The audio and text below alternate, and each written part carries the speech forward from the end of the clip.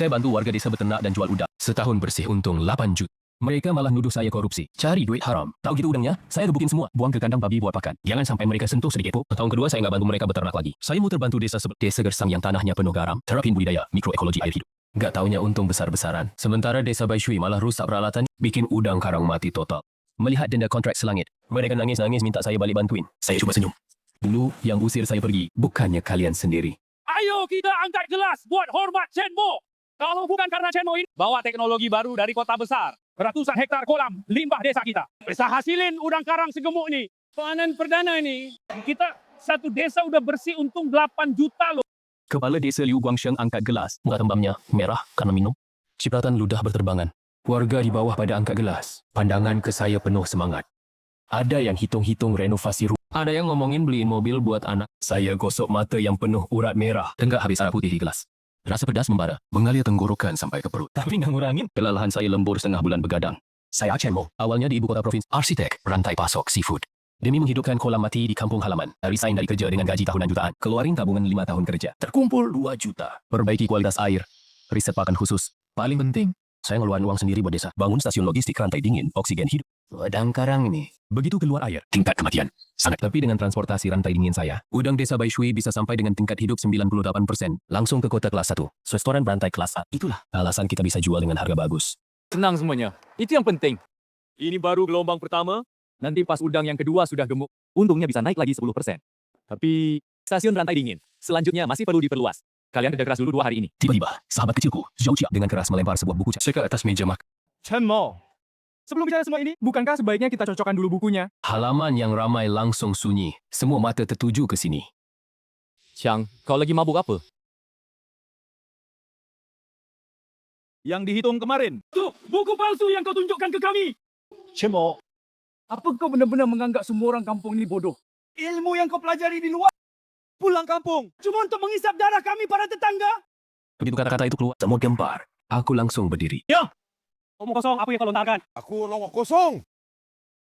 Chow Chang membuka buku catatan itu, mengangkatnya di udara. Semua lihat, ini kutitipkan kenalanku di kota untuk mengecek slip logistik segar. Biaya transportasi rantai dingin yang Chenmo laporkan ke kita adalah 1.500 per ton. Tapi kenyataannya, truk dan alat pendingin yang dia pakai, ditambah biaya jalan tol. Biaya per ton paling mahal cuma 600. Di antara kerumunan, langsung terdengar suara tarikan napas. Zhao Chang makin bersemangat. Dan dia memaksa kita membeli pakan ternak khusus itu.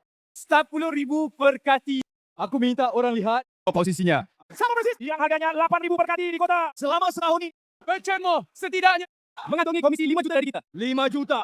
Ya Tuhan. Makanya dia begitu baik hati. Pulang buat bikin kita kaya. Ternyata bagian terbesarnya. Masuk kantor sendiri. Dasar tidak tahu malu. Sampai keluarga sendiri dipenuhi. Sekejap, para penduduk desa yang tadi masih berterima kasih kepadaku, tatapan mereka semua berubah. Antusiasme itu berubah menjadi keraguan dan kemarahan, bahkan kebencian yang tidak disembunyikan. Aku menatap tajam ke buku catatan yang penuh celah. Dalam hati muncul perasaan yang sangat absurd, bahkan biasa. Di dalam pakan yang aku racik, aku tambahkan unsur mikro untuk menstabilkan kualitas air dan antibodi untuk mencegah penyakit insang hitam. Apa itu bisa dilihat dengan mata telanjang? Biaya rantai dingin 600. Dia tidak menghitung kerugian nitrogen cair, penyusutan pompa oksigen, dan biaya perawatan stasiun pasokan di sepanjang jalan. Memasukkannya hanya menghitung biaya bensin dan biaya tol. Zhao Chang, apa otakmu kemasukan air? Ini dari rantai dingin. Adalah sistem oksigen hidup dan pengaturan suhu. Kamu hanya menghitung biaya bensin dan juga pakan. Kepala desa Liu Guangsheng tiba-tiba maju. Wajahnya yang tadi masih polos dan ceria, kini dipenuhi dengan kekejaman dan penghinaan. Jangan pamer istilah teknis di sini. Chenmo, Changji sudah melemparkan bukti ke mukaku. Kami mempertimbangkan bahwa kamu adalah penduduk desa sendiri, tidak ingin melaporkanmu ke polisi. Sekarang serahkan stempel koperasi dan kunci stasiun rantai dingin itu mulai hari ini. Udang karang desa Baishui. Tidak perlu kamu urus lagi. Melihat Liu Guangsheng, ekspresi tanpa rasa takut itu, lalu melihat Zhao Chang, keserakahan dan kepuasan yang tidak bisa disembunyikan di matanya. Aku tiba-tiba mengerti semuanya. Mereka tidak benar-benar mengira aku korupsi. Mereka merasa model ini sudah berhasil berjalan. Uang sudah didapat. Aku sudah tidak berguna lagi. Kepala Liu, kamu yakin mau melakukan ini? Aku marah hingga tertawa. Peralatan stasiun rantai dingin dibeli dengan uangku sebagai uang muka. Teknologi pemeliharaan kualitas air, semuanya ada di dalam kepalaku. Kalian mengusirku. Tidak takut usaha ini gagal. Siapa yang boleh takut-takuti? Zhao Chang mengangkat bangku dan membantingnya keras ke tanah. Siapa yang tidak bisa memberi makan udang? Bukankah cuma memberi pakan tepat waktu? Ruang mesin rantai dingin, bukankah cuma beberapa freezer besar? Tanpa lo, vampire, kita bisa dapat lebih banyak. Begini, desa Baishui. Kembalikan uang yang lo tipu dari kami. Kerumunan bergolak. Beberapa anak muda kuat. Mereka sudah mulai mengelilingiku. Bawa botol dan sekop. Aku memandangi orang-orang yang sudah setengah tahun. Aku bina dengan sepenuh hati. Sisa terakhir, ikatan kampung halaman di dasar hatiku. Benar-benar hangus menjadi abu. Dengan putus asa aku berdiri. Job Hyang memang bodoh. Aku tak salahkan dia. Tapi lu rebah tuan lah. Hanya berdua saja. Tidak berani segitu terang-terangan mengambil alih usahaku. Bilang padaku. Aku menatap tajam matanya. Bilang siapa yang melindungi lo dari belakang. Sampai lo merasa tanpa aku, Chen Mo, udang lo masih bisa laku. Muka Liu Guangsheng sedikit berubah. Tapi dia lalu mendengus dingin. Chen Mo, lo memang pintar. Tapi lo menghalangi rezeki orang lain. Mereka bilang, asal usir lo. Semua udang selanjutnya gratis ongkos kirim. Dan beli dengan harga 20% lebih tinggi dari lo. Mataku mengkerut. Gratis ongkos kirim. Beli dengan harga tinggi. Di bisnis ini, yang bisa kasih syarat di luar akal bisnis seperti itu hanyalah predator modal yang demi rebut monopoli wilayah. Tak peduli cara. Ini sama sekali bukan sekadar pengkhianatan warga desa. Ini perburuan bisnis yang sudah direncanakan lama. Aku tidak bertahan sedetik pun. Berbalik dan keluar dari halaman kantor desa. Di belakangku, ada yang menyalakan petasan Daddy Hong yang sudah disiapkan. Sorak-sorai memekakkan telinga. Ledakan bertubi-tubi di malam musim panas yang terdengar sangat menyakitkan. Mereka seperti merayakan penggulingan tuan tanah yang menindas mereka. Atau seperti menyambut kekayaan besar yang akan datang. Aku kembali ke kamar batas sewaan di kantor desa. Berkemas. Ciri, pintu baru saja membawa beberapa penduduk desa yang masih muda dan kuat. Berdesakan masuk. Menatapku dengan mata penuh curiga, seperti sedang mengawasi pencuri. Chen Mo, kata-kata buruk diucapkan di depan. Barang milik umum. Kamu tidak boleh membawa satu sekrut pun. Cao Chiang tangan menimbang-nimbang sebatang tongkat kayu solid. Matanya penuh dengan kesombongan orang yang mendapat keuntungan kecil. Ini semua adalah properti kolektif Desa Baishui. Aku meliriknya dengan dingin. Tidak bicara. Aku membuka resleting. Hanya beberapa potong pakaian ganti yang ada di dalam. Lalu mencabut kabel layar. Laptop hitam di atas meja. Memasukkannya ke dalam tas. Itu laptop kerjaku. Sistem oksigen rantai dingin Desa Baishui. Algoritma kontrol suhu inti dari sistem itu. Serta komposisi elemen jejak pakan khusus. Semua ada di dalam hard disk ini. Perangkat keras di luar. Mesin pendingin dan pompa oksigen. Memang kubeli dengan tabunganku sendiri. 2 juta yuan. Tapi karena sudah bermusuhan, aku malas berdebat dengan kelompok buta hukum ini. Gugat ke pengadilan. Perangkat keras mereka ambil juga. Cuma cangkang kosong. Tanpa kalibrasi real-time parameter intiku. Peralatan presisi itu tidak akan bertahan setengah bulan. Akan berubah menjadi tumpukan besi tua. Memanggul tas. Aku melangkah besar keluar pintu. Sampai di pohon beringin besar di ujung desa. Sebuah mobil hitam Mercedes-Benz S-Class berhenti di sana tanpa suara. Pintu mobil terbuka. Seorang pria, paruh baya berdasi. Berambut disisir ke belakang. Turun. Kepala desa Liu Guangsheng langsung memasang senyum lebar menyambutnya. Pak Wang, kenapa Anda repot-repot datang sendiri? Udang sudah kami bungkus. Segera bisa dimuat ke mobil. Aku berhenti melangkah. Mataku menyipit sedikit. Wang Hai, Raja Seafood Perusahaan orang kepercayaan utama Shu Haicheng. Chu Haicheng, beberapa tahun ini terus memperluas peta bisnis produk segar dengan gila-gilaan. Sudah lama iri dengan aku. Yang berhasil membuka jalur rantai dingin dengan tingkat kelangsungan hidup. Saluran pasok langsung. Tampaknya inilah yang membuat Liu Guangsheng dan Zhao Qiang berani menendang aku keluar. Wang Hai menepuk bahu Liu Guangsheng, namun matanya menembus dirinya dan langsung tertuju padaku. Sudut bibir menyunggingkan senyum sinis seorang pemenang. Dia melangkah ke arahku. Pak Chen, sudah lama saya dengar nama Anda. Sejujurnya, sistem stasiun rantai dingin yang Anda desain Memang bagus sekali. Konsul minta saya menyampaikan terima kasih. Menghabiskan 2 juta mengerjakan pekerjaan infrastruktur paling berat di tahap awal. Dia sengaja mengucapkan kata 2 juta itu dengan sangat tegas. Matanya penuh dengan ijen. Sama-sama, perangkat keras mudah dicuri. Tapi teknologi inti tidak semudah itu diserap. Bulan depan sudah masuk musim panas. Saya harap orang-orang Anda tahu bagaimana cara dalam suhu 38 derajat menangani kenaikan amonia nitrogen dalam air dan reaksi berantai dari perubahan suhu mendadak pada rantai dingin. Wang Kai tertawa. Pak Chen, di saat seperti ini, jangan menakuti orang. Bukankah hanya pendinginan dan oksigenasi? Mari perusahaan kami punya ratusan teknisi. Masa tidak bisa mengatasi beberapa lemari enggak? Anda lebih baik khawatirkan diri Anda sendiri. Saya dengan Anda keluar tanpa membawa apa-apa. Apakah Anda punya tempat tidur malam ini? Itu tidak perlu Anda khawatirkan, Pak Wang. Saya tidak peduli lagi dengan provokasinya. Pergi tanpa menoleh ke belakang. Di tengah jalan, saya samar-samar mendengar suara Liu Guangsheng dari belakang. Pak Wang, soal yang kita bicarakan sebelumnya, gratis biaya logistik dan beli dengan harga naik 20%. Tenang saja Liu, kontrak sudah saya bawa. Tapi kita bicarakan hal buruknya dulu. Buruk memberi kalian persyaratan yang begitu menguntungkan. Kalian juga harus menjamin kualitas. Dalam kontrak ada klausul tambahan. Jika tingkat kematian udang melebihi 5% atau muncul udang sakit, tidak hanya harus mengembalikan seluruh uang, tetapi juga membayar ganti rugi denda saluran 10 kali lipat. Ada masalah? Tidak ada masalah. Peralatan ini baik-baik saja. Bagaimana mungkin udang mati? Changxi, pasangkan tangan. Liu Guangsheng terpesona oleh keuntungan besar di depan mata. Tanpa berpikir panjang, langsung setuju. Aku tertawa dingin dalam kegelapan. Denda 10 kali lipat. Shu Haicheng benar-benar pintar menghitung. Dia sama sekali tidak datang untuk amal. Dia ingin di desa Zishui setelah memeras keuntungan terakhir. Dengan selembar denda, tanah dan kolam desa Baishui semua digabung secara legal. Liu Guangsheng, oh Liu Guangsheng, kau pikir kau sudah memegang paha kapital. Tapi kau tidak tahu, dirimu sendiri sudah menggigit umpan berdarah. 3 jam kemudian, aku berkeringat seluruh badan. Berdiri di jarak dari desa Zishui, desa Dahuang yang berjarak 15 km. Berbeda dengan desa Baishui yang subur. Di mana-mana tanah alkali putih, tanaman tidak bisa tumbuh. Bahkan rumput pun tumbuh jarang. Pemuda desa sudah lama kabur.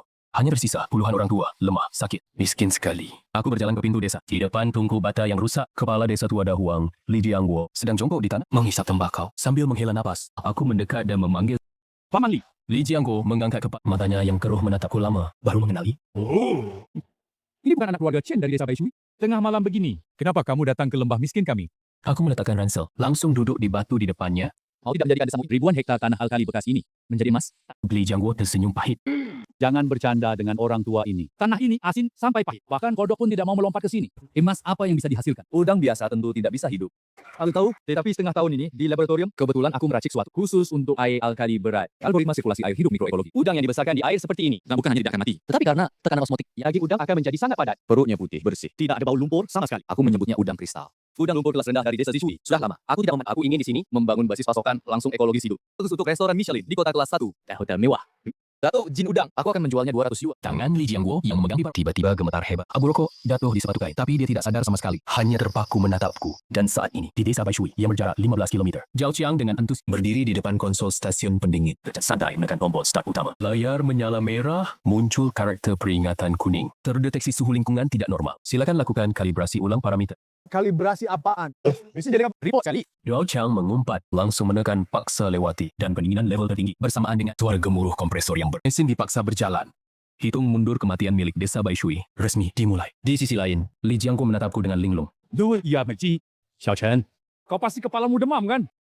Udang karang di pasar. Paling mahal hanya 20-30 yuan. Kau kira air asin pahit desa Dahuang ini adalah kolam giok ratu ibu? Paman Li. Itu udang biasa yang tumbuh di lubang lumpur. Air di tanah salin alkali memiliki kadar garam dan alkali tinggi. Di lingkungan ekstrem ini, udang karang untuk bertahan hidup. Tekanan osmotik dalam tubuhnya akan berubah.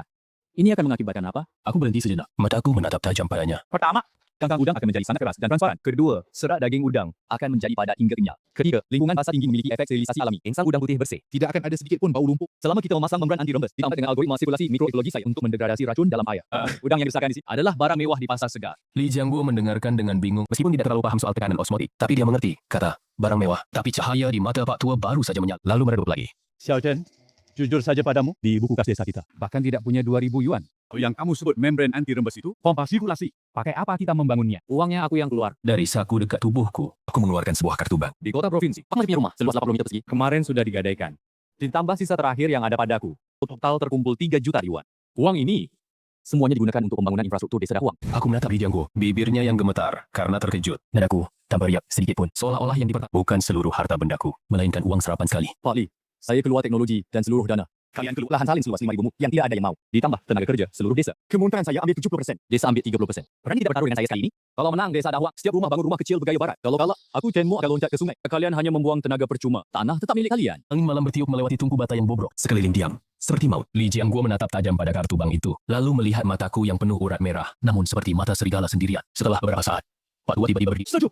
Desa Dahuang miskin sampai hantu pun tidak mau datang. Apalagi yang perlu ditakutkan. Besok gua akan memukul jenderang, bangunkan semua orang di desa, tua dan muda, untuk menggali kolam dan memasang lapis untuk... Selama sebulan ke depan, saya benar-benar menetap di desa Dahuang. Di atas kepala terik matahari, 37-38 derajat. Di bawah kaki, tanah salin yang memantulkan cahaya. Penduduk desa Dahuang menunjukkan apa itu kerja keras dan tahan banting. Tidak ada ekskavator, mereka pakai sekop dan beliung di tanah salin yang keras.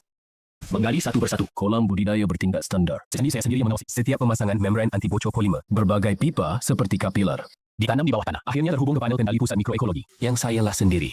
Saat kami berguling-guling di lumpur dan air, sibuk membangun infrastruktur secara gila-gilaan di desa Baishui yang berjarak 15 km. Sedang dilanda pesta uang. Gelombang pertama, 10 ton udang kecil dikirim dengan gemuruh ke ibu kota provinsi. Guk Xu Haicheng memang kaya dan bermodal besar. Tidak hanya menggratiskan biaya logistik, tetapi juga membayar harga. Itu jelas, 0% lebih tinggi. Langsung saat itu juga, uang tunai 600.000 penuh. Ditumpuk-tumpuk, berada di meja kantor desa Baishui. Zhao Qiang memegang setumpuk uang 100 ribuan dengan arogan melambai di depan penduduk. Lihat! Sudah aku bilang Chenmo itu penipu. Mesinnya asal diputar ke kecepatan maksimum. Udangnya tetap segar bugar. Kita beli pakan murah sendiri, tetap tumbuh gemuk. Jutaan yang dulu, semuanya dikorupsi. Oleh si bangsa Penduduk bersorak gegap gempita. Mata mereka berkilau merah serakah. Warga sekalian, karena Bos Yu membeli tanpa batas, apa lagi yang kita tunggu? Gunakan semua parit dan kolam lumpur yang tersisa ini. Semuanya dimanfaatkan. Tambah jumlah penduduk. Bahkan beli yang termurah di kota. Beri makan sebanyak-banyaknya. Bulan depan kita harus lipat gandakan untung. Seluruh desa Baishui jadi gila. Demi mengejar produksi, mereka mengubah kepadatan budidaya. Dari 800 jin per mu, dipaksa naik hingga 3.000 kati yang mengerikan. Untuk hemat biaya, mereka menghentikan pakan yang sebelumnya saya berikan. Kaya akan unsur mikro. 6. Pakan khusus antibiotik. Semua diganti dengan pakan murahan beberapa sen per kati. Tidak hanya itu, Zhao Qiang mengeluh aliran air terlalu kecil sehingga mempengaruhi efek. Saringan masuk air stasiun pendingin dibongkar. Mereka hanya melihat otomatisasi di depan mata. Tetapi sama sekali tidak tahu, udang yang menggantung di atas kepala mereka sudah goyah dan hampir jatuh. Tanggal 5 Agustus, puncak musim panas. Melihat ke bawah, hamparan dari kolam budidaya sebening safir biru. Di bawah permukaan air, udang kristal yang padat sedang berenang dengan riang. Kengkang mereka di bawah pantulan sinar matahari ternyata benar-benar memancarkan lapis seperti kaca berwarna. Kilau semi-transparan. Sistem sirkulasi mikroekologi mengeluarkan dengung rendah. Zat berbahaya dalam air asin alkali diurai secara tepat, lalu diubah menjadi mineral yang dibutuhkan udang. Semuanya sesuai dengan algoritma saya, berjalan sempurna. Saat itu, Li Jiangguo naik menara kontrol, wajah tuanya berkerut seperti bunga Xiao Chen, kamu benar-benar jenius. Udang ini tumbuh sangat cantik. Tidak hanya besar ukurannya, kapitnya juga kuat dan garang. Seminggu lagi, udang, batch pertama kita sudah bisa dipanen kan? Aku menyeka keringat di dahiku, tetapi pandanganku tertuju ke arah desa Zishui. Paman Li, jangan terburu-buru. Pertunjukan baru saja dimulai. Ramalan cuaca mengatakan mulai besok, suhu maksimum akan menembus 42 derajat. Berlangsung setidaknya seminggu. Paman Li, apakah kamu tahu apa itu penyakit insang hitam? Li Jiangguo tertegun. Penyakit apa? Sejenis penyakit menular ganas yang menyerang udang karang di bawah air. Penyakit menular ganas yang secara khusus menyerang udang karang. Begitu mewabah. Dalam 3 hari, seluruh udang di kolam akan mulai menghitam dari insang, membusuk. Akhirnya, seluruh kolam akan terbalik dengan perut putih. Orang di desa Siswi itu, Mesin pendingin dianggap sebagai obat mujarab segala penyakit. Besok, pembayaran kedua dari Shu Haicheng. akan menjadi surat kematian. 3 hari berturut-turut suhu tinggi ke depannya membuat seluruh desa Baishui berubah menjadi sauna raksasa di luar ruangan. Tidak ada sedikit pun angin di udara. Hanya panas yang menyesakkan dan bau yang semakin menyengat. Seperti telur busuk, bau anir ikan mati. Tengah hari, Chow Chiang merangkak dan berguling menerobos masuk ke kantor komite desa. Wajah pucat sambil berteriak. Ada masalah besar.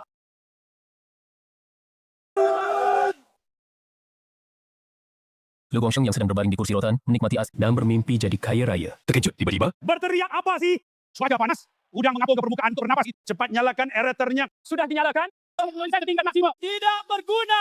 Cepat lihat sini. Bukan mengapung. Tapi sudah terbalik perutnya. Dan insang udang-udang itu semuanya hitam. Kepala Liu Guangsheng berdengung. Sepatu saja belum dipakai rapi, bertelanjang kaki satu langsung lari keluar. Saat mereka tiba di desa, kolam budidaya terbesar. Pemandangan di depan mata membuat Liu Guangsheng gelap mata. Hampir jatuh terjerembab ke air. Kolam yang seharusnya jernih sampai ke dasar, saat ini berubah menjadi sepanci susu beracun hijau pekat kental. Susu tinggi benar-benar sisa pakan murah yang mengendap di dasar. Kandungan amonia nitrogen melonjak drastis di permukaan air. Terapung lapisan tebal. Udang mati menyebarkan bau busuk yang memualkan. Sedang di bawah air, lebih banyak udang kecil yang belum mati. Dengan panik merangkak ke darat. Ambil satu secara acak. Langsung terlihat insang mereka yang semula bersih.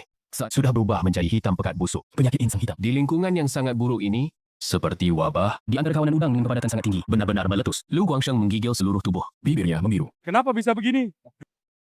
Saat demo, ada. Tidak pernah terjadi hal seperti ini. Paman, ngapain bahas orang sial itu sekarang? Pasti gara-gara cuaca sial ini. Sekarang bagaimana? Uang kaya akan datang, ambil kiriman kedua. Tepat 20 tan. Kalau tidak bisa menyelesaikan, sesuai kontrak. Kita harus ganti rugi ke Shu Haicheng. Denda 10 kali lipat. Itu jutaan loh. Kalau gadai semua rumah di desa kita. Tetap tidak. Ada bom. Mendengar denda 10 kali lipat, Lu Guangsheng seperti jatuh ke lubang es. Kepalanya yang panas langsung sadar. Yang menggantikannya adalah kegilaan seperti orang nekat. Mati pun tidak boleh bayar. Lu Guangsheng mencengkeram kerah baju Zhao Qiang. Bola matanya penuh urat merah. Menatapnya tajam. Terus! Selagi sekarang masih ada sebagian besar udang yang belum mati. Segera tabur gong suruh seluruh desa datang menangkap. Yang mati buang! Asalkan yang hidup. Apa itu penyakit insang hitam. Semua tangkap dan masukkan ke stasiun rantai dingin. Zhao Qiang terpaku. Tapi paman, orang sakit itu, anak buah Wang Kai bisa lihat sekali pandang. Lagi pula mereka tidak akan sampai ke ibu kota provinsi. Lu Guangsheng tampar. Mendarat di belakang kepala Zhao Qiang. Berkata dengan ganas. Apa kau punya otak babi? Bukankah peralatan rantai dingin Chen Mo itu hebat? Kamu atur suhunya ke paling rendah. Langsung bekukan mereka. Begitu udang beku. Warna hitam di insangnya. Jadi tidak kentara. Nanti saya dikirim ke gudang ibu kota. Begitu pemeriksaan lolos. Meskipun mereka setelah dicairkan temukan udang mati atau sakit, itu juga masalah di perjalanan dan masalah penyimpanan mereka yang tidak benar. Apa hubungannya dengan desa Zishui kita? Zhao Qiang tiba-tiba menarik napas dingin. Trik ini benar-benar memperlakukan Shu Haicheng seperti orang bodoh yang ditipu. Namun menghadapi situasi bangkrut total, menggerak sedikit pun di dia. Mata Zhao Qiang memancarkan kilatan kejam. Ayo lakukan. Aku akan pergi mengatur mesin pendingin ke level maksimum. Bekukan mereka dengan cepat. Setelah berkata, dia berbalik dan berlari menuju stasiun rantai dingin. Sebuah aksi penyelamatan diri yang gila terjadi secara gila-gilaan di desa Zishui. Seluruh penduduk desa, tua muda, pria wanita, di bawah terik mata seperti orang gila. Di dalam lubang lumpur yang bau, menangkap udang-udang yang sakit parah. Lalu memasukkan semuanya ke yang dipaksa dibuka oleh Zhao Qiang. Di dalam gerbong rantai dingin model pembekuan ekstrim. Mereka sama sekali tidak tahu.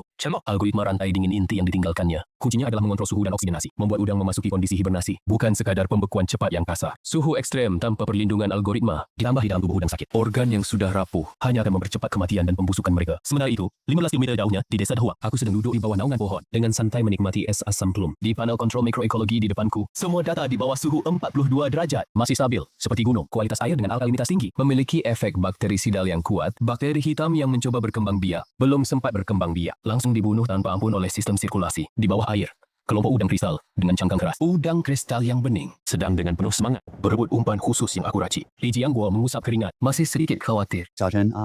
Cuaca panasnya tidak normal. Di desa tetangga Sisui, katanya airnya sudah busuk. Kita di sini benar-benar aman. Aku mendengus dingin. Semua penduduk desa tidur lebih awal malam ini. Istirahat cukup. Besok akan ada pertunjukan yang menarik. Malam itu jam 10, Wang Kai membawa 5 truk pendingin berat. Tepat waktu berhenti di pintu masuk desa Bayong, Liu Guangsheng dan Zhao Qiang dengan wajah penuh senyum menjilat menyambut mereka.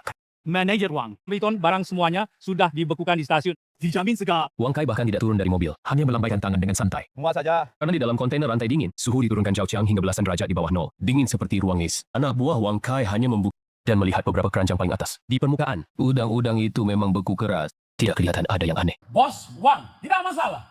Jendela mobil Wang Kai perlahan naik. Kembali ke ibu kota provinsi. Melihat 5 truk pendingin menghilang dalam kegelapan malam, Liu Guangsheng dan Zhao Qiang lemas kakinya, langsung terjerembab duduk di lantai. Baju sudah basah keringat dingin, Berhasil lolos.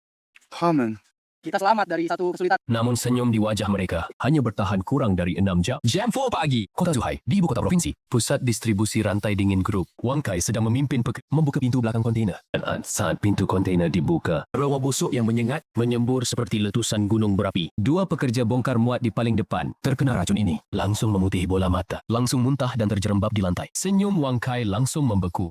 Dia menutup mulut dan hidung, menahan mual lari ke depan kontainer. Melihat 20 ton udang karang yang dibanggakan sebagai super. Dalam waktu singkat 10 menit setelah keluar dari suhu sangat rendah, sudah berubah menjadi genangan. Daging busuk mengeluarkan air hitam. Setiap insang udang menunjukkan warna hitam mati yang memualkan. Ini bukan bahan makanan mewah. Ini sama sekali adalah 5 truk penuh senjata biologi konsentrasi tinggi. Tepat saat itu, HP Wang Kai bergetar liar seperti panggilan maut. Tampilan panggilan menunjukkan Suhai. Wang Kai menekan tombol jawab dengan gemetar. Di ujung telefon, suara ingin menusuk. Wang Kai, kalau barang ini bermasalah, Kamu bisa langsung lompat ke laut.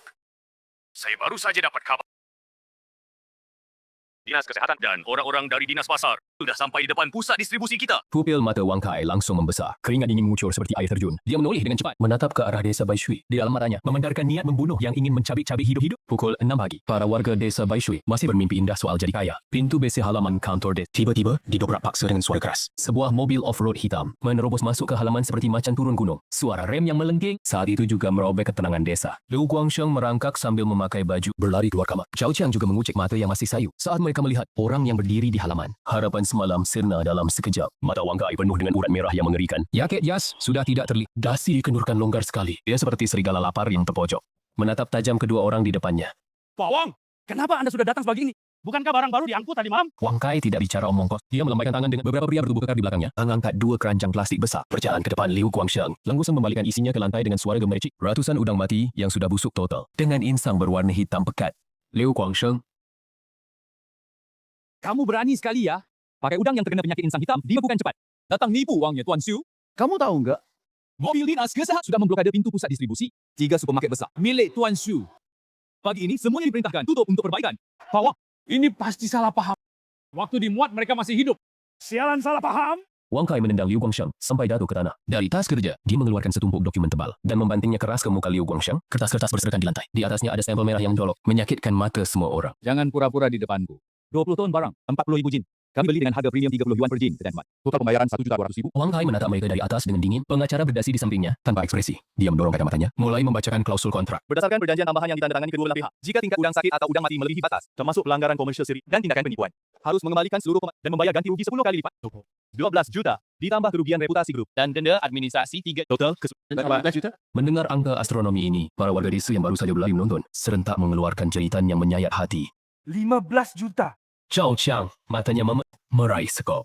Omong kosong. Kalian merampok ya? Kontrak itu, kau paksa kami tanda tangani. Yang mati. Masa kami harus ganti rugi? Wang Kai mencibir. Dasar tidak tahu diri. Satpam di belakangnya segera maju. Satu sapuan kaki yang tajam langsung menendang sekop dari tangan Zhao Qiang hingga terbang. Disusul dengan satu lutut mendarat keras di perut Zhao Qiang. Zhao Qiang menjerit kesakitan. Seperti udang rebus yang meringkuk di tanah. Muntah-muntah cairan asam. Saudara-saudara, kami sudah mengajukan ke penyitaan aset. Mulai sekarang, semua kolam budidaya di desa Baishui kalian, stasiun rantai dingin, serta rumah-rumah atas nama kalian, semuanya masuk dalam prosedur penyitaan dan pembekuan. Jika tidak menyerahkan 15 juta, Kalian tunggu saja masuk penjara. Terus kampung, tua muda, tidur di jalanan. Sampai saat ini, orang-orang desa Sisui baru benar-benar merasakan dingin dan kejamnya pisau modal. Makasih Hong Mian Haidao, Su Haicheng sejak awal sudah menjebak. Ini sama sekali bukan kerjasama, tapi perampasan yang legal.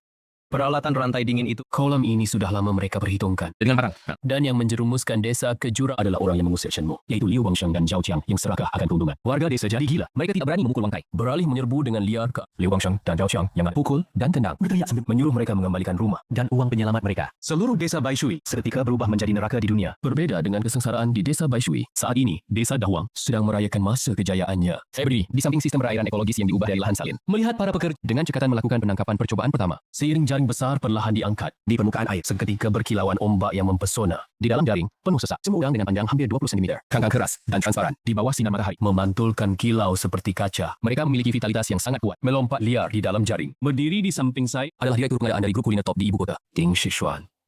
Johong, dia adalah kenalan lama saya dari lingkaran rantai pasokan dulu, terkenal dengan mata yang tajam dan tuntutan yang ketat. Johong dengan santai mengambil seekor udang kristal, melihat perutnya yang putih transparan dan insangnya yang bersih. Matanya berkobar dengan kegilaan yang sulit disembunyikan. Shenmo, kau benar-benar jenius. Memelihara udang di lahan salin dan berhasil memaksa tekanan osmotik daging mencapai kondisi super seperti ini. Udang ini tidak ada bau lumpur sama sekali. Dagingnya pasti lebih kenyal dari lobster Australia. Pak Jo, jangan cuma lihat, uji kualitasnya. Johong sama sekali tidak pakai alat. Dia langsung menyuruh orang merebus beberapa ekor. Tanpa saus apapun. Membuka cangkang udang yang bening berkilau. Sekali gigit. Suara renyah terdengar. Daging udang kenyal dan padat. Ada sedikit rasa manis yang segar. Langsung meledak di mulut. Kualitas dewa. Mata Johong berbinar. Memegang tanganku dengan erat. Aturan lama. Barangmu. Aku ambil semua. Semua kan? Aku dengan santai mengelap tanganku. Mengangkat dua jari. Seperti yang kukatakan sebelumnya, barang ini bukan untuk warung kaki lima. Ini jalur mewah tinggi. 200 per jin. Ongkos kirim kalian tanggung sendiri. Rantai dingin mikroekologiku. Hanya bertanggung jawab mengemas dan membuatnya. Pasti tidak ada udang mati. Johong menarik napas dingin. Harga ini dibandingkan lobster air tawar biasa di pasaran, mahal 10 kali lipat. Tapi dia hanya ragu kurang dari 3 detik. Yong. Berapa banyak hasil panen pertama? Aku mau 10 ton. Bayar dulu baru barang. Johong berkata dengan tegas. Bagi tipe dia, restoran yang mengutamakan kelas atas, bahan makanan yang unik, itu adalah benteng pertahanan yang tak ternilai. Kepala desa tua Li Jiangguo mendengarkan di samping. Kedua kakinya lemas, jantungnya hampir kolaps. 200 per jin, 10 ton. Itu berarti 4 juta. Dan ini hanya dari desa Dahuang. Hasil panen percobaan pertama. Tanah salin terkutuk di desa Dahuang ini. Benar-benar melahirkan burung phoenix emas. Dan tepat saat kami akan menandatangani kontrak di pintu masuk desa Dahuang, terhuyung-huyung berlari datang beberapa orang-orang yang berlumuran lumpur busuk. Yang memimpin adalah yang wajahnya memar dan bengkak. Liu Guangsheng yang tampak 10 tahun lebih tua. Serta Zhao Qiang yang setengah gigi depannya patah oleh penduduk desa. Mereka jatuh dengan suara pelik berlutut di samping membran anti rembesan di tanah salin. Selamatkan desa Baishui kami. Aku melihat mereka berlutut di tanah seperti anjing. Di matanya tidak ada sedikit pun belas kasihan. Hanya dingin yang menusuk tulang. Permainan akhirnya masuk ke bagian favoritku. Liu Guangsheng dan Zhao Qiang berlutut di air lumpur. Mereka merangkak dan berguling ke kakiku. Kakakmu. Kami benar-benar dirugikan oleh Su Haicheng. 15 juta. Bahkan seluruh desa jual darah pun tidak bisa membayarnya. Mohon. Demi kita tumbuh besar di desa yang sama. Tolong bantu saudara. Liu Guangsheng menangis terseduh-seduh. Dia menampar wajahnya sendiri dengan keras. Setiap tamparan berbunyi nyaring. Xiao Chen, teman ini buta hati karena serakah. Tapi Bici, kamu paling paham dengan peralatan rantai dingin itu. Kamu bicara dengan bos Yu, udang mati karena mesin rusak. Bukan urusan kami, oke? Asal kamu mau menjadi saksi, peralatan di desa itu, dan ratusan hektar kolam, semua kami kembalikan padamu. Aku memandang dari atas, melihat dua orang ini, laki-laki, seperti anjing kehilangan rumah. Di hati tidak ada amarah. Hanya semacam melihat kesedihan melihat badut kecil yang melompat-lompat. Kembalikan padaku. Ketua Liu. Apa kamu lupa? Menara rantai dingin itu. Awalnya aku yang bangun dengan biaya 2 juta. Kamu merebutnya dengan paksa. Dan mengacaukannya. Sekarang kamu ambil barangku untuk bernegosiasi denganku. Aku melangkah ke samping, memberi jalan di belakangku yang baru saja ditangkap. 10 ton udang kristal itu. Di bawah sinar matahari, setiap ekornya besar. Udang kristal yang bening berkilau, melompat gila-gilaan di dalam jaring, memancarkan vitalitas. Liu Guangsheng dan Zhao Qiang melihat udang-udang ini. Mata mereka hampir melompat. Mereka semua hidup beternak udang lumpur. Mana pernah melihat kualitas yang begitu luar biasa. Perkenalkan kepada kalian, ini adalah Direktur Purchasing dari Ding Sixuan di ibu kota provinsi. Pak Zhou. Udang ini, Pak Zhou ambil semuanya. Coba tebak berapa harga sekilonya. Liu Guangsheng menelan ludah bercampur darah. Dengan ragu-ragu, dia memberi isyarat angka. 5. Johong tertawa kecil di samping menggeleng. Keterampilan saudara Chen ini. 50 perak, bahkan kulit udang pun nggak bisa dibeli. 200 per kilo. Bayar dulu, barang menyusul. 10 ton ini aja, 4 juta tunai, udah kusuruh orang transfer ke rekening desa. 200. Mendengar angka itu, Liu Guangsheng seperti tersambar petir. Duduk terperosok di lumpur, mata kosong, tubuh gemetar hebat. Bahkan melontarkan jahitan seperti binatang buas. Kedua tangan mencengkeram rambut, kuku menusuk dalam ke kulit kepala. Sekarang baru sadar sakit hati. Aku berdongkok, menatap langsung Liu Guangsheng. Mata penuh penyesalan itu, kata demi kataku robek, kedok terakhir mereka. Kalian pikir, pakan khusus racikanku yang 30 per kilo untuk makan komisi itu adalah enzim antibakteri mikroekologis murni untuk menekan racun amonia pada budidaya kepadatan tinggi. Kalian ganti dengan pakan murah. Itu sama saja membuang racun ke air. Kalian pikir, cold chain itu cuma lemari es besar. Itu adalah ruang hibernasi. Butuh algoritma mengatur kadar oksigen dan suhu secara real time. Kalian bongkar saringan saluran setel suhu ke paling rendah. Bekukan udang sakit dengan cepat. Itu cuma mempercepat pembusukan mereka. Suaraku tidak keras, tapi kata-kataku seperti palu goda, menghancurkan mental mereka berkeping-keping. Selansa, kalian yang sok pintar ganti dan hemat. Sendiri yang menekan tombol nuklir yang meledakkan seluruh desa. Xu Haicheng memang pandai menggali lubang. Tapi kalau bukan karena kalian serakah, mau-mau saja loncat ke dalam. Dia benar-benar nggak bisa berbuat apa-apa sama kalian. Xiao Chen, Breakthrough Chen. Kami salah. Kami benar-benar sadar sudah salah. Kamu sekarang dari duit gede banget. 4 juta aja nggak berkedip. Pinjemin kami 15 juta dong. Anggap aja ini utang dari desa Baishui. Nanti kami bakal jadi budakmu. Tanpa ampun aku tendang dia menjauh. Liu Guangsheng, kamu terlalu ngecap diri sendiri. Kalian jadi budak. Apa itu seharga 15 juta? Mau aku selamatin kalian? Tunggu kehidupan selanjutnya. Balik dan bilang ke orang-orang desa Baishui. Tunggu aja, segel pengadilan dengan sabar. Tunggu kalian bangkrut dilikuidasi, waktu aset dilelang. Aku bakal ambil dengan harga dasar terendah. Stasiun rantai dingin dan kolam desa Baishui. Soal utang kalian ke Xu Haicheng, utang kotor yang gak bakal kebayar itu. Silakan kalian nanti datang ke pabrikku, melamar jadi pekerja sementara. Dengan keringat setengah hidup. Bayar pelan-pelan. Salah ngomong gitu. Aku nggak lihat lagi dua sampah itu. Balik badan menuju menara kontrol. Di balik, di air lumpur, kedengaran suara muntah kering Zhao Xiang yang hancur dan teriakan putus asa Liu Guangsheng yang nangis kenceng. Malam itu juga, di lantai atas markas grup Xu Haicheng, di ibu kota provinsi, di kursi bos mewah, duduk seorang pria kurus kering, mata setajam alang. Yang kuasai 70% saluran segar provinsi, bos besar perikanan, Xu Haicheng. Wang Kai menunduk, berdiri gemetar di depan meja kantor, bahkan gak berani napas berat. Maksud kamu, Johong dari Ding Xishuan, nolak kita, lobster Australia yang kita tawarin dengan harga mahal, malah pergi ke tanah asin yang namanya Desa Dahuang, angkut 10 ton, lobster air tawar yang gak terkenal. Iya, Pak Ketua. Wang Kai usap keringat dingin di dahinya. Aku udah cari tahu inti teknis di balik desa Dahuang itu. Dia baru saja diusir dari desa Baishui oleh Chen. Dia berhasil membudidayakan sesuatu yang disebut udang kristal. Harganya selangit, 200 yuan per kati. Xu Haicheng menghentikan gerakannya sejenak. Anggur merah di gelasnya beriak membentuk lingkaran. 200 yuan per kati, dan bisa dibudidayakan di lahan salin alkali. Xu Haicheng menyipitkan matanya. Insting bisnisnya yang tajam membuatnya langsung menyadari tersinsir luar biasa di baliknya. Menarik. Aset receh milik desa Baishui itu langsung eksekusi paksa dari saya sekarang. Buat mereka bangkrut. Lalu, selidiki rute pengiriman rantai dingin Tenmo ini. Karena bocah ini mau main di level atas. Ya, saya akan cari dia. Di wilayah ini, siapa yang bikin aturan? Xu Haicheng tiba-tiba membanting gelas anggur ke meja. Pecah kaca. Air anggur merah berceceran di lantai. Xu Haicheng, untuk memblokir seseorang di wilayah ibu kota provinsi, biasanya cukup dengan satu kalimat. 3 hari kemudian, tepatnya hari penyerahan Ding Xishuan. Di jalan yang harus dilewati menuju ibu kota provinsi. Terparkir Tiger Mobil, Range Rover hitam. Wang Kai bersandar di pintu mobil. Tangan kanannya memegang tongkat baseball. Sorot matanya dingin menatap. Garis cakrawala di kejauhan. Puluhan pria bertubuh kekar tersebar di sekeliling. Memblokir persimpangan dengan rapat. Seorang anak buah mendekat. Bos Wang Bakshu memberi perintah. Hari ini, 1 ekor udang dari Desa Dahuang dilarang masuk ke ibu kota provinsi. Mereka menerima rokok. Sambil mendengus dingin. Tentu saja. Di wilayah kami yang jualan segar. Mau memotong piring saji, Pak Xiu. Chen Mo hanya sedikit mengerti teknik budidaya. Sudah merasa bisa terbang? Hari ini saya akan ajari dia betapa dalamnya air di jalur logistik ini. Sedang bicara. Debu mengepul di jalan. 3 truk pendingin ringan bertuliskan Desa Dahuang Ekologi Pertanian. Melaju perlahan ke arah sini. Kalau datang, hentikan dia. Beberapa mobil off-road tiba-tiba memotong ke samping. Diiringi suara rem yang melengking. Dengan paksa menghentikan 3 truk pendingin di tengah jalan. Stop here truck. Seorang penduduk desa Dahuang berusia 50-an tahun. Ketakutan sampai pucat pasi. Mengunci pintu erat-erat. Tidak berani turun. Wang Kai membawa tongkat baseball. Berjalan santai mendekat. Brak. Memukul kaca depan. Retakan seperti sarang laba-laba langsung melebar. Turun. Pemeriksaan rutin. Saya curiga. Di dalam truk kalian ada udang penyakit menular. Sopir gemetaran ditarik turun. Wang Kai tidak memandangnya sama sekali. Langsung ke bagian belakang truk. Melambaikan tangan. Buka pintunya. Pak Xu bilang, kalau ada udang, seruk dan barangnya hancurkan. Kata ke utang desa Sisui. Beberapa anak buah langsung ambil linggis maju. Crack! Setelah suara gesekan logam yang pintu besar truk pendingin dipaksa terbuka. Udara dingin menyambar. Di dalam truk, rapi, dihitung ratusan ember biru untuk transportasi hasil laut. Udang 2 ranjelang berkati ya. Hari ini semuanya jadi belut mati.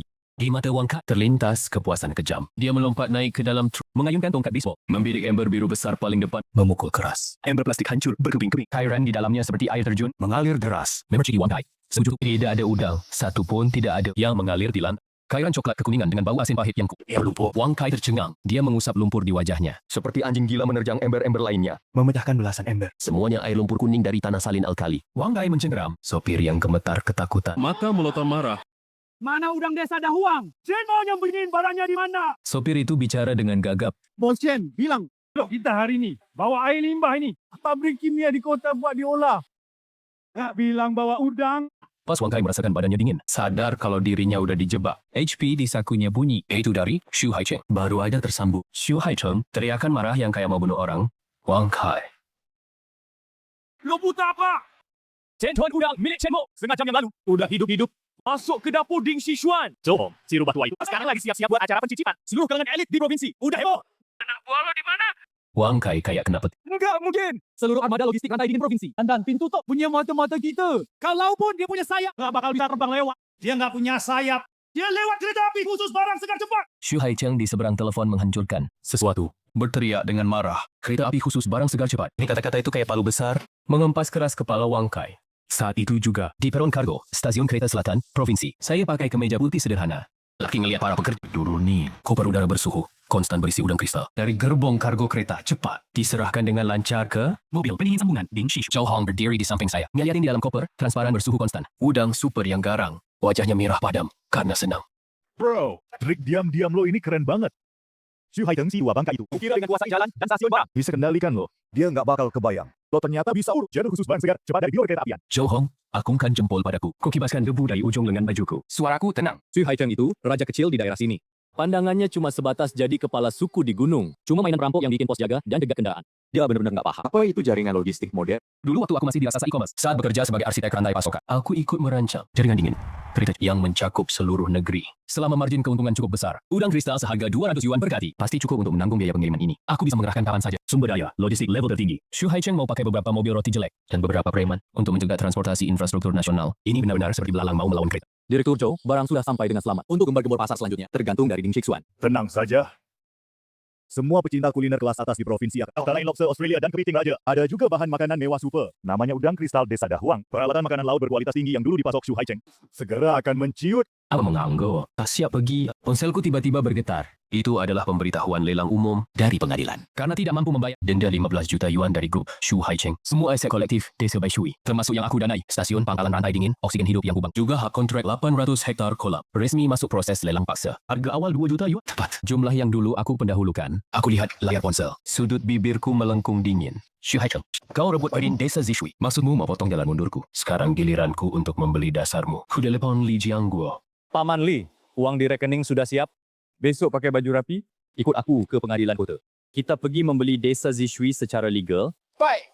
Shou Chen, aku ikut kata-katamu saja. Menutup telepon, aku mendongak memandangi langit kelabu di kota provinsi. Matanya memancarkan ketajaman seperti pedang. Mesin penggiling perang bisnis baru saja dihidupkan. Xu Haicheng, ini cuma pemanasan. Ruang lelang nomor 3 kota. Isinya sangat dingin, tapi Liu Bangsheng berkeringat deras. Seluruh tubuh mereka gemetar. Hanya dalam beberapa hari, dua pria yang dulu berkuasa sewenang-wenang di menggiling rambut mereka memutih. Mata mereka cekung, bagaikan dua mayat hidup. Semua harapan mereka tergantung pada lelang aset hari ini. Jika 800 hektar dan stasiun rantai dingin bisa terjual dengan harga tinggi, misalnya 10 juta, maka sebagian besar denda yang mereka hutang bisa berkurang drastis. Asal jangan sampai terdesak ke ujung jalan, bahkan jika harus memulung di sisa hidup. Lebih baik daripada sekarang, yang setiap saat menghadapi ancaman penjara. Saat itu, pintu berat ruang lelang didorong terbuka. Xu Haicheng dan pengacara berdasi, termasuk bagaikan raja yang memeriksa wilayahnya. Dia melirik dingin ke arah Liu Guangsheng dan Zhao Qiang yang meringkuk di pandangannya seperti melihat yang bisa diinjak kapan saja. Saat dia bersiap duduk di kursi VIP barisan depan, tatapannya tiba-tiba terpaku di kursi di sebelahnya. Aku sudah duduk dengan rapi. Di sampingku adalah kepala desa alamat yang sudah berganti pakaian baru tapi masih gelisah.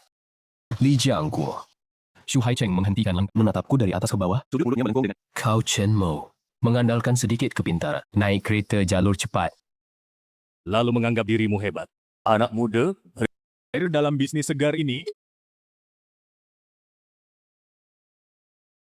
bukan berarti dapat 4 juta bisa langsung bikin onak. Aku bahkan belum berdiri, cuma menoleh sedikit. Sambil tersenyum tipis, menang raja, Sifu yang merupakan seset saluran provinsi ini. Benar kata Pak Su, airnya memang dalam. Makanya gampang tenggelam, gajah-gajah yang sok tahu. Hari ini, Pak Su datang mau tarik jaring. Set Desa Baishui. Mau ditelan murah kan? Iya, terus kenapa? Hari ini piring ini harga dasar 2 juta. Aku Xu Haicheng pasti ambil di ibu kota provinsi. Siapa berani angkat papan tawar saingan sama aku?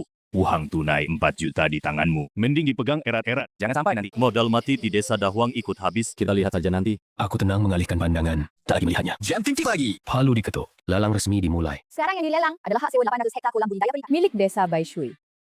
Sektor 1 stasiun pendingin seluas 2.000 meter persegi karena aset ini sedang dalam status beku utang. Maka dilakukan lelang paksa. Harga awal 2 juta. Setiap kenaikan minimal 100.000. Suara tegas juru lelang bergema di ruangan. Liu Guangsheng di barisan belakang. Tangannya mencengkeram kursi depan. Kukunya hampir patah. Mulutnya bergumam gugup. Naikkan harga. Wang Kai duduk di samping Xu Haicheng, bahkan tak mengangkat papan. Hanya malas-malasan menyebut harga dasar. 2 juta. Seluruh ruangan hening. Para pengusaha yang tadinya datang melihat orang Xu Haicheng yang menang. Saling menunduk. Diam seribu bahasa. Seperti kura-kura yang menyembunyikan kepala. Siapa yang mau repot-repot demi desa kumuh, berani sama preman lokal ibu kota provinsi. Juru lelang mulai hitung mundur. 2 juta sekali. Hati Liu, Guangsheng dan Zhao Qiang langsung jatuh ke dasar. Mengeluarkan isakan putus asa. 2 juta. Ini berarti mereka masih harus menanggung utang raksasa 13 juta. Tidak akan pernah bisa bangkit kembali. Saat itu juga, suara dingin dan tenang terdengar dari baris pertama. 201 juta. Pandangan seluruh ruang langsung tertuju padaku.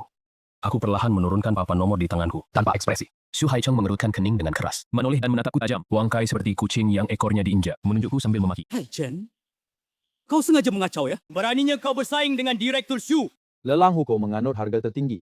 Direktur Wang ini sedang meremehkan aturan pengadilan. Xu Haicheng mendengus dingin, memberi isyarat pada Wang Kai. Dia memutuskan untuk menghancurkanku, langsung dengan. Wang Kai langsung menaikkan harga. 1 juta. 3.5 juta. 5 juta.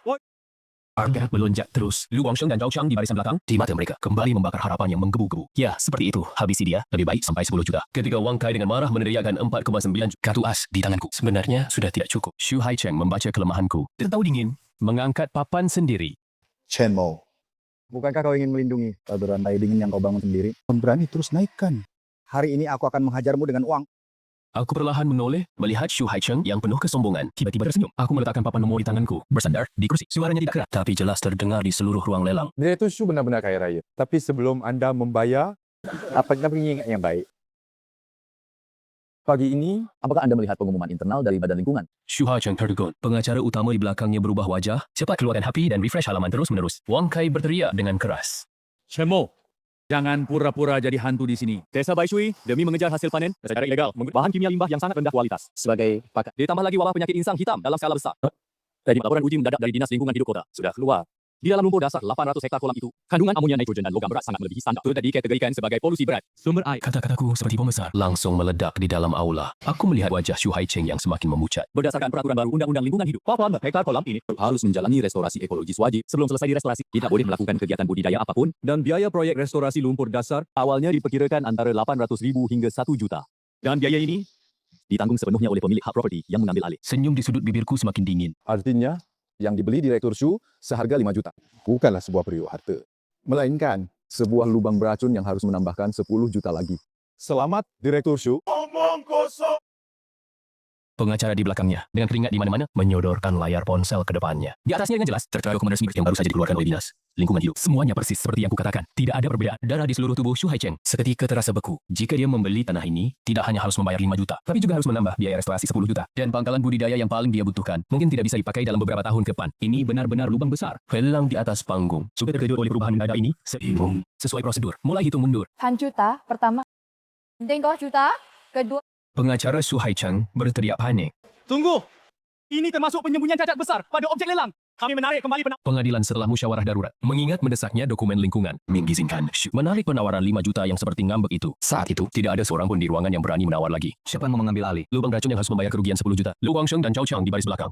Benar-benar hancur. Mereka berteriak histeris putus asa. Ini berarti, aset mereka bukan hanya tidak berharga, bahkan menjadi beban. Mereka bahkan akan kehilangan perungan 2 juta itu. Tepat saat hakim hendak mengumumkan, detik terakhir lelang gagal. Aku kembali mengangkat papan nomor di tanganku. Karena tidak ada yang mau. Maka aku ambil harga dasar 2 juta. Semua orang terkejut. Li Jianguo bahkan takut menarik lengan bajuku. Chen kecil. Kamu gila. Itu lubang beracun. Kamu harus bayar 10 juta. Xu Haicheng menatapku seperti melihat orang gila. Kemudian meledak tertawa. Chen Mo, otakmu kemasukan air. Habiskan 2 juta, beli tanah sampah. Masih harus rugi 10 juta. Baik-baik saja. Hari ini, aku akan melihatmu bangkrut. 1 juta 3 kali terjual. Palu diketuk dengan keras. Aku berdiri dan merapikan jas. Langsung berjalan ke depan Xu Haicheng, menghadapi tatapannya yang seperti melihat orang mati. Aku mendekatkan mulut ke telinganya, dengan suara yang hanya kami berdua bisa dengar. Berbisik satu kalimat. Direktur Xu, apakah kamu lupa teknologi apa yang aku gunakan di desa Dawang? Senyum gila di wajah Xu Haicheng tiba-tiba membeku. Algoritma degradasi sirkulasi air hidup mikroekologis. Orang lain perlu beberapa tahun, mengeluarkan 10 juta untuk membersihkan lumpur beracun. Sistemku terhubung masuk. Hanya perlu lebih dari setengah tahun. bisa mengubah racun semua menjadi nutrisi bagi organisme bentik. Tidak hanya tidak perlu mengeluarkan uang sepeser pun, lahan seluas 800 mu ini beberapa bulan kemudian bisa menjadi ladang udang kristal keduaku. 4 penetasan super besar. Terima kasih Pak Syu sudah memberi saya kesempatan. Bikin saya beli dengan harga murah banget untuk memperluas infrastruktur. Xu Haicheng menarik napas dingin. Langkahnya sedikit tersendat. Kau bukan Wang Kai yang menopang. Dia hampir jatuh duduk di kursi. Operasi modal yang dia banggakan. Di depan anak muda yang paham teknologi ini, dia dipermainkan seperti monyet. Mata Xu Haicheng merah padam.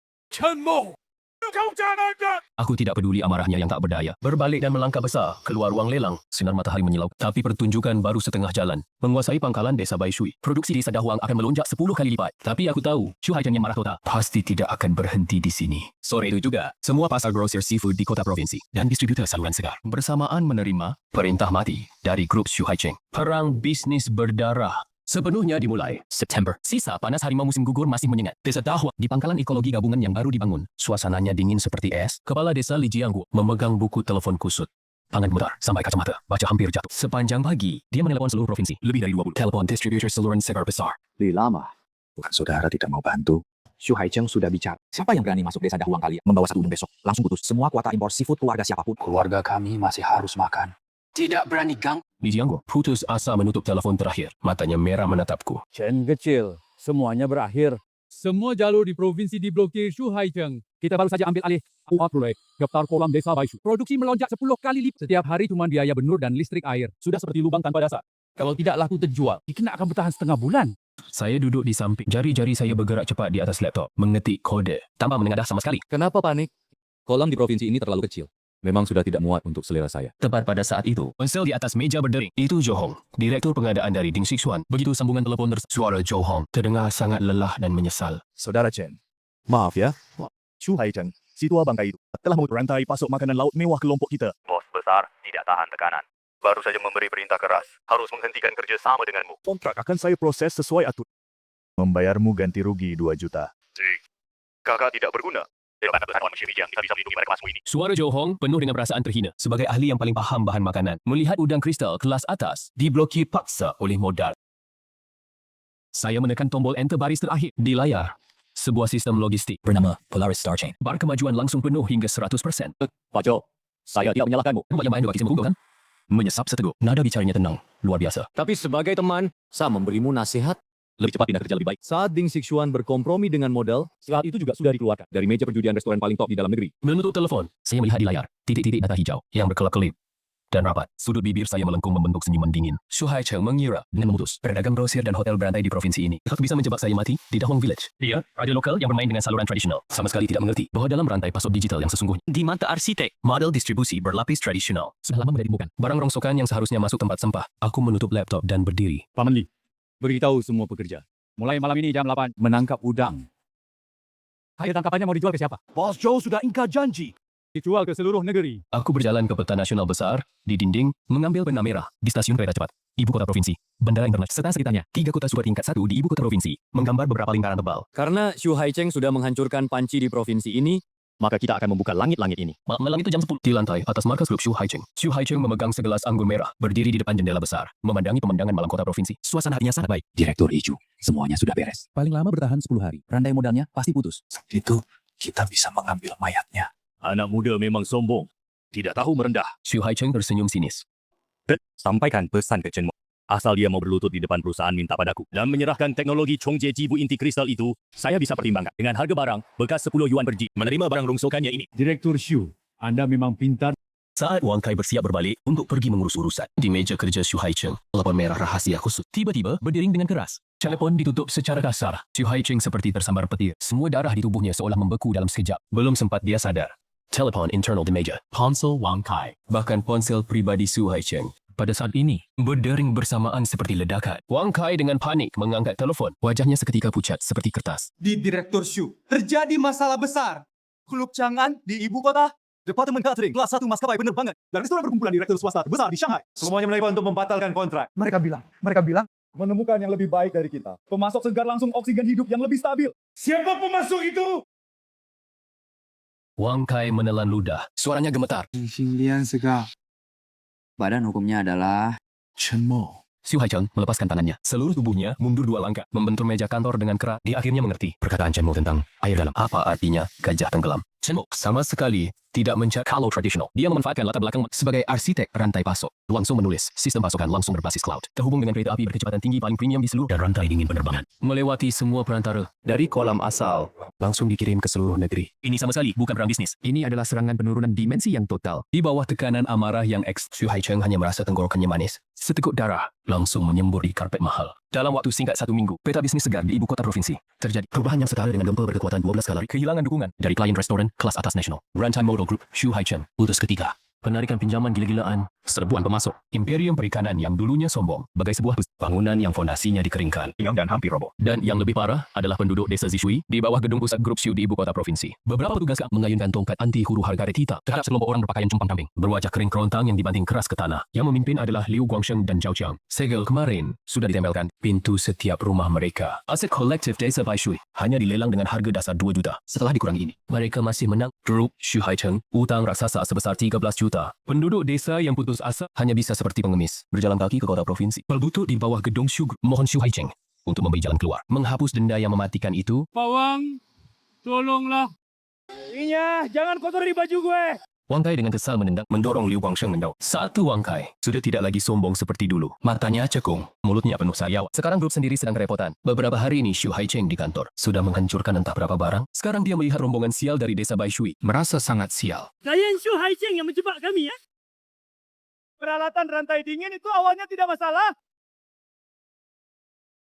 Mau mencaplok desa kami. Sekarang membuat kami bangkrut. Mau uang, tidak ada pintu. Baiklah. Kalian para bodoh. Sering bikin onar, apalagi yang bisa kalian lakukan? Pukul mereka. Asal, jangan sampai mati. Pukul sampai babak belum. Patahkan kakinya. Buat mereka di kursi roda seumur hidup. Mengemis buat bayar utang. Belasan satpam Mengangkat tongkat karet yang berat. seperti serigala dan harimau menerkam penduduk desa yang tak bersenjata. Suara pukulan tongkat ke daging dan jeritan seketika menggema di seluruh alun-alun. Saat penduduk desa Baishui dipukuli sampai sekarat, jatuh ke dalam jurang keputusasaan total. Suara mesin yang rendah dan liat gemuruh dari kejauhan dekat. Tiba-tiba terdengar semakin dekat. Lalu tepat 10 truk rantai dingin berat seperti raksasa baja memasuki alun-alun kantor pusat Xiu Group, menutup pintu gerbang dan semua dalam klub dengan rapat. Di badan truk, 4 logo besar laser Starling di bawah sinar matahari menyilaukan mata Wang Kai. Kemudian sebuah Mercedes Maybach hitam berhenti dengan pintu mobil perlahan terbuka. Aku turun dari mobil, menatap dengan dingin ke depan. Pertunjukan saling menjatuhkan ini yang mengikuti di belakangku adalah kepala desa tua dari desa Dahuang, Li Jiangguo, serta beberapa pemuda desa Dahuang yang sekarang sudah berubah total menjadi manajer logistik Starlink. Mereka berpakaian rapi, bersemangat, dan sangat kontras dengan warga desa Baishui yang dipukuli bagaikan lumpur di tanah. Zhao Qiang yang tergeletak di genangan darah susah payah mengangkat kepala. Saat dia melihatku, seluruh tubuhnya seperti tersambar petir, keputusasaan di matanya. Seketika tenggelam oleh penyesalan tak terhingga dan kesombongan yang tak tertandingi. Chen Mo. Xiao Chen. Dia Chen. Kau datang untuk menyelamatkan kami kan? Sekarang kau bos besar. Tolong bayarkan utang kami. Kami kembali ke desa Baishui. Kami akan memelihara udang lagi untukmu. Tidak. Kami rela jadi anjing pun. Aku menundukkan kepala, menatapnya. Tangan kotor yang berusaha meraih celanaku, mundur setengah langkah. Menghindar. Pak Liu, kau tuli? Sudah kubilang.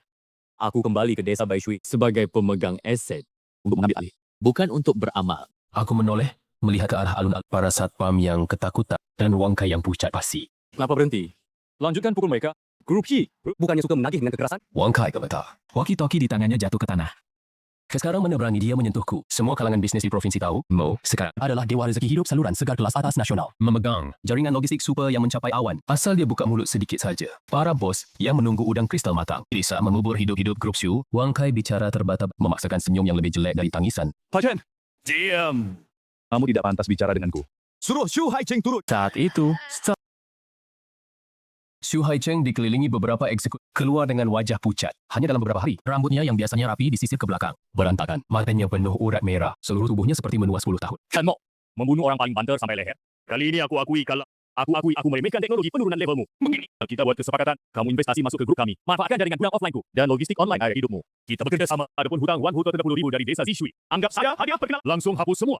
Mendengar kata hapus semua, penduduk desa Baishui ditak semua berhenti meratap. Menatapku dengan penuh harap. Napas mereka terhenti. Andai aku mengangguk. Mereka bisa dari neraka yang tak terhindarkan. Kembali ke dunia manusia. Aku diam-diam menatap Xu Haicheng. Tiba-tiba tertawa. Tawanya semakin keras. Penuh ejekan dingin dan menusuk. Xu Haicheng, apa kamu belum paham situasi? Yang aku mau adalah kehancuranmu. Kau bawa kekacauan yang hampir bangkrut untuk ngomong kerjasama denganku. Aku berbalik. Dari tas kerja, di tangan Li Jiangguo mengambil setumpuk dokumen tebal. Tanpa ampun melemparkannya ke wajah Xu Haicheng. Kertas berserakan di lantai. Pasar makanan segar yang kamu inginkan. Sudah, aku serap semua. Adapun kesepakatan yang baru kamu bicarakan, hari ini aku datang. Sama sekali bukan untuk bisnis. Shum Hai Cheng menunduk melihat dokumen di lantai. Saat dia melihat jelas judul halaman pertama pada saat itu, seperti semua tulang di tubuhnya terkuras habis. Kakinya lemas, sampai langsung bersimpuh di tanah. Itu adalah dokumen yang berisi catatan transfer yang tak terhitung, bukti kuat salinan kontrak ganda. Saya datang untuk melaporkan pada tim investigasi ekonomi dan kantor pajak. Pengaduan dengan nama asli, Grup Shu, diduga terlibat penipuan bersama. Menandatangani kontrak ganda, penggelapan pajak dalam jumlah dan menyewa orang untuk membuat kerusuhan. Bersamaan dengan berakhirnya ucapan saya, di luar, alun-alun, suara sirine yang memekakkan telinga terdengar dari jauh semakin dekat. Enam mobil melaju kencang dan tiba, menutup total. Jalan mundur terakhir, Grup Su. Pukulan terakhir yang sesungguhnya akhirnya tiba. Diringgi suara tangan yang dingin, Shu Hai Cheng dan Wang Kai digiring ke mobil polisi. Yang menunggu mereka adalah pemeriksaan panjang dari tim investigasi ekonomi dan akhirnya dipenjara seumur hidup. Aset Grup Su dibekukan sepenuhnya. Dulu, dewan perikanan yang sangat berpengaruh di dunia bisnis, lenyap.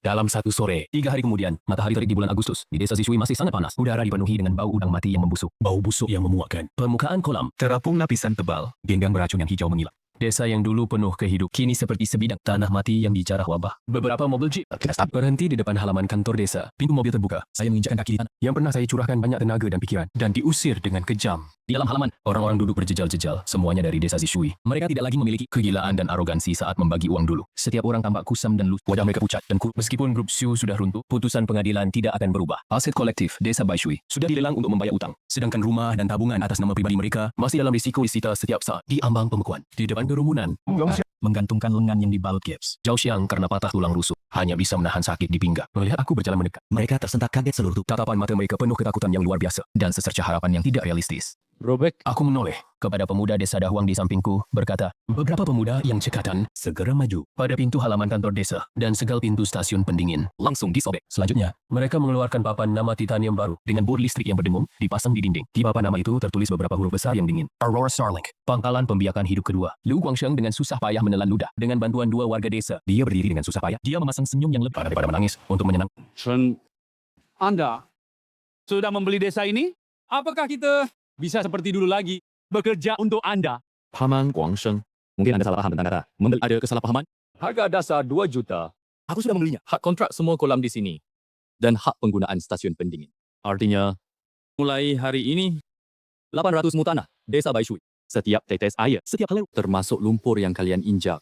Semuanya milik Chen. Aku dari tas kerja mengeluarkan setumpuk tebal kontrak kerja dengan sembarangan melemparkannya ke tanah di depan mereka. Grup Shu masuk ke dalam likuidasi kebangkrutan. Denda kontrak kalian yang lebih dari 10 juta. Utang macet. Pengadilan sementara menghentikan eksekusi paksa. Kalian tidak perlu langsung tidur di jalan. Tapi di sini, aku tidak pernah memelihara orang pemalas. Aku menunjuk ke beberapa ratus mo di kejauhan. Kolom air beracun yang mengeluarkan bau busuk. Suaranya dingin seperti pisau yang ditempa dari es. Karena kalian untuk menghemat uang, sembarangan menggunakan pakan kimia berkualitas rendah. Lumpur dasar kolam ini sudah tercemar berat. Sistem sirkulasi mikroekologi saya akan masuk. Harus dulu lumpur beracun setebal 30 cm di permukaan. Dibersihkan seluruhnya dengan tenaga manusia. Lumpur beracun seluas 800. Eskavator tidak bisa masuk. Aku mau kalian gali sedikit demi sedikit. Angkut ke kolam pemurnian yang sudah ditentukan. Upah dihitung pakai standar terendah di pasar. 100 sehari, termasuk 1 kali makan siang. Begitu kata itu keluar, kerumunan langsung gempar. 100 sehari. Lagi harus gali lumpur beracun. Lumpur itu baunya busuk bisa mematikan orang. Sendok, kamu lebih kejam dari tuan anak kaya. Kami ini orang tuamu. Kamu perlakukan kami seperti hewan? Zhao Chang juga merah matanya sambil memegang tulang rusuknya yang patah. Berterik. Shit, jangan keterlaluan. Pokoknya kita berhenti. Pergi merantau kerja? Aku tiba-tiba tertawa. Tawaku penuh dengan kesedihan dan ejekan. Aku mengeluarkan daftar kredit dan mengarahkannya ke... Kalian semua sekarang sudah tercatat di pengadilan sebagai terpidana ingkar janji. Alias yang biasa disebut penunggak hutang. Kalian tidak bisa beli tiket kereta cepat. Tidak bisa naik bus. Bahkan pergi ke kota, dilamar di pabrik resmi manapun. Begitu, dicek KTP. Orang akan mengusir kalian. Kalian bahkan tidak bisa buat kartu bank. Modal apa untuk pergi merantau kerja? Kalian sekarang adalah orang tak terlihat di masyarakat. Kecuali di sini. Di seluruh provinsi tidak ada satu tempat pun yang berani terima kalian. Kalian kan suka bicara soal kenyataan. Ini kenyataannya. Semua hening. Hanya suara angin berdesir melewati kolam lumpur busuk. Semua harga diri, keberuntungan, dan keserakahan. Kini, telah kuhancurkan dengan data dan aturan yang paling dingin. Menjadi berkeping-keping. Liu Guangsheng lututnya lemas. Jatuh berlutut lagi ke tanah. Air mata tuanya mengalir deras. Mereka akhirnya sadar bahwa demi keuntungan kecil itu, mereka benar-benar menjual kebebasan yang begitu berharga. Saya tanda tangan. Seorang warga desa kurus dengan tangan gemetar mengambil kontrak di lantai dan menekankan cap jari merah. Setelah yang pertama, datang yang kedua. Tak lama, ratusan warga desa mengantar, bagaikan mayat hidup, menandatangani kontrak kerja yang setara dengan perjanjian jual diri ini. Aku mengangguk puas. Menyimpan kontrak. Bagus. Karena sudah tanda tangan, harus patuh pada aturanku. Kebiasaan buruk kalian yang suka mengulur waktu dan mengurangi tenaga itu, sebaiknya kalian tinggalkan. Aku menjadikan jari. Pintu beberapa truk terbuka. Para pekerja desa Dahuang menurunkan kotak-kotak perangkat elektronik hitam. Benda mirip gelang olahraga. Aku mengambil satu gelang dengan dingin mengumumkan aturan manajemen selanjutnya. Ini sistem Starlink, lengkap dengan biometrik, gelang pelacak, GPS. Setiap orang harus memakainya 24 jam penuh. Alat ini akan memonitor detak jantung kalian dan lokasi kalian. Jika selama jam kerja, sistem mendeteksi detak jantung kalian di bawah ambang kerja normal lebih dari 10 menit atau meninggalkan area pengerukan yang ditentukan, sistem akan secara otomatis memotong seluruh gaji kalian hari itu. Jika ada yang berani merusak gelang atau selama proses pengerukan, malas sehingga sisa lumpur beracun, aku akan langsung dengan merusak peralatan produksi inti perusahaan. Xu Haicheng merasa kesepian di kalian boleh bergabung dengannya di sana. Pengawasan digital, manajemen algoritma yang tidak manusiawi. Inilah yang aku berikan kepada para pengkhianat. Warga desa Baishui ini, hukuman seumur hidup yang dirancang khusus. Melihat para warga desa itu dengan gemetar memakai gelang hitam yang dingin, seolah memakai belenggu elektronik yang berat. Infrastruktur di sini sudah tidak perlu aku pusingkan lagi. 2 bulan kemudian, musim dingin telah tiba. Tangkap ratus tanah tercemar berat di desa Baishui. Kolam sudah ditutup rapat oleh pagar kawat listrik setinggi 3 meter, sepenuhnya tertutup. Angin dingin menderu, bercampur dengan salju yang dingin. Lu Guangsheng dan Zhao Qiang mengenakan pakaian karet anti air yang robek, sedang berdiri di lumpur dingin setinggi pinggang. Mekanis mengayunkan sekop. Mereka dulu hidup dalam kemewahan, tubuh gemuk karena korupsi.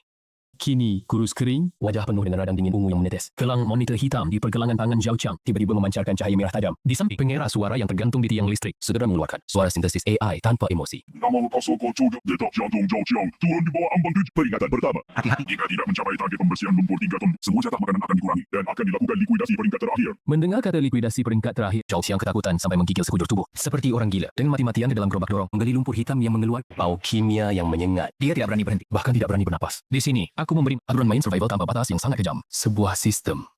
Di dalam dungeon nyata yang tertutup pagar kawat ini, jumlah lumpur yang dibersihkan setiap hari adalah nyawa mereka. Jika mencapai target, mereka semangkuk nasi kasar yang hangat dan sebuah bara bersama dengan pemanas. Jika tidak mencapai target, poin survival akan dikurangi dan mereka akan dikirim ke tempat pembuangan tanpa atap untuk bertahan hidup. Dan begitu poin menjadi 0, mereka akan kehilangan sepenuhnya satu-satunya pekerjaan yang bisa membuat mereka bertahan di musim dingin yang keras ini. Langsung dilempar keluar pagar kawat menghadapi keputusasaan para pengembang yang tidak bisa melangkah masyarakat. Aku tidak ingin diusir.